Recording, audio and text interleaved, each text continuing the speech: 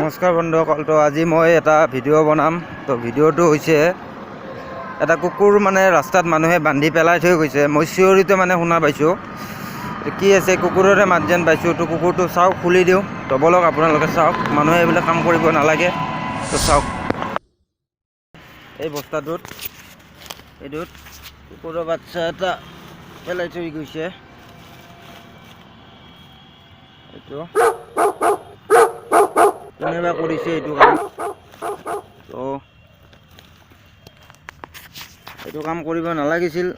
যদি মানুহে এনেই এৰি থৈ যাওক, এইবিলাক কাম কৰিব বান্ধি এতিয়া নালাগে। মৰি গ'লেহেঁতেন তো কুকুৰটো। আপোনালোকে নকৰিব এইবিলাক কাম। কোনে কৰিছে এইটো কাম?